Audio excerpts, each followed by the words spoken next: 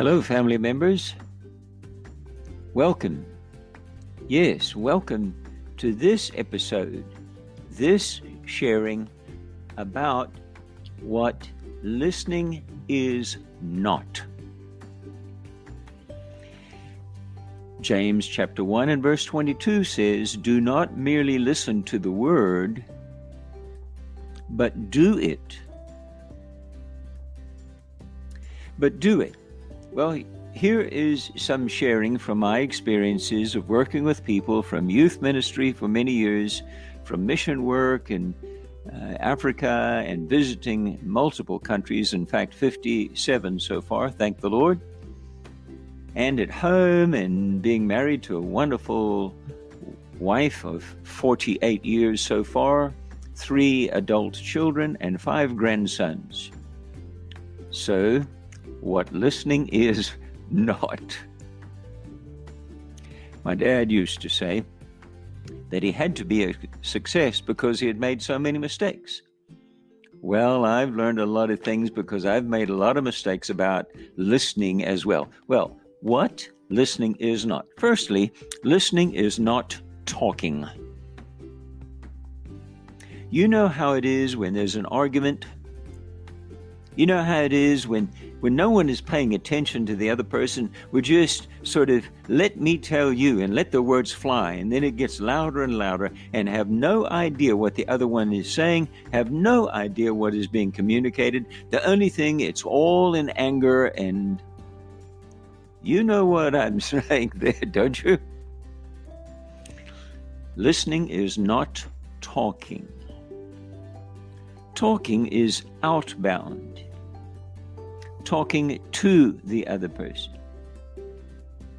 Listening is the opposite. It is inbound. It is from the other person, maybe your teenager, maybe your spouse, maybe your boss, maybe your employee. It is inbound. And those two are on the opposite ends of the extreme of communication. So be clear to understand. Control your mind, control your words, control your tongue, control your emotions. Maybe bite your tongue. Be clear to understand and perform the difference. James says, don't only listen, but also do it. And then also be consistent to practice the difference.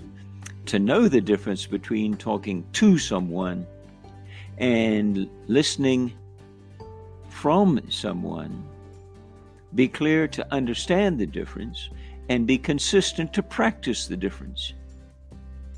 I don't know how many times when couples would come in for counseling, or parents and with teenagers and things like that, they just get sometimes angry in each other's face. Well, let me tell you. Well, no thank you. I don't really want to hear it. Well, I told him, or I told her. Oh, congratulations. Listening is not talking. Listening is not lecturing. The old line that younger people say, I don't want a lecture. There's a lot of value in that. There's a lot of truth in that. Now, there is time, because children are children, teenagers are teenagers, and not the parents. There is a time for drawing a line and sticking with it. That's increasingly uncommon in today's world. There are times for that. But for the most part, listening is not lecturing. It is not a college course. No, you are the parent and you have more life experience. And you may well know the answer to the issue or the problem. You may well know the solution. However, your teenager or the other person equally needs to talk, to tell, and to share what is bothering them. So listen for a long time and maybe share solutions later. Dr. Lynn McMillan, who I had more undergraduate and graduate courses from in my Bible college days, he said, when you begin your practice, or when you go out in your first ministry, you will be uncomfortable when there are long periods of silence. And I sat there and I thought, nah, what? But Dr. Lynn was right. But now I love it when there's a long period of silence, because I know they are thinking and choosing words and attempting to express what they're really feeling. So listening is not talking. Listening is not lecturing. Now here's one for families. Listening is not dominating. Listening is not overpowering. It is not, as our wonderful son-in-law long ago said, it's not time to bring down the hammer. It's not dominating. A lot of times arguments get louder and louder and louder, and the neighbors can hear it, and people around the block can hear it. Sometimes the police, when they show up, they can hear it. Because we use volume to put down a person or try to control them. Listening, are you listening? Listening is not dominating. I tell you a funny story now. In retrospect, it wasn't funny years ago, when my wife and I would have a disagreement. Have you ever had a disagreement with anybody? Are you kidding? Haven't we all? And she would say, I don't want to talk about it. Well, in my cheekiness, as my mother would say, my cheekiness of being cheeky, I would say, well, what don't you want to talk about? Ooh. Made it worse. Just thought I'd throw that in there. You can smile at me, ladies, if you like.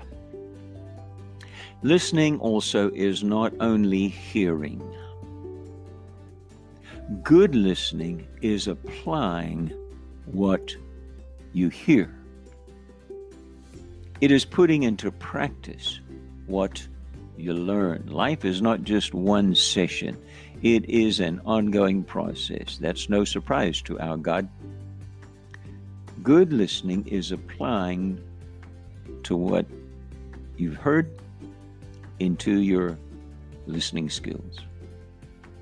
It is sincerely desiring to understand and improve. It is both knowing and doing. So inspiration had the book of James record, do not merely listen to the word, but do it. I encourage you to take one of these listening suggestions, one of these skills. Begin with just one and apply that to your life. And you know what? It's true in our family. It's true in the families of so many counseling cases that I've worked with, so many young people. It will also be true in your family. Faithful families today. God bless.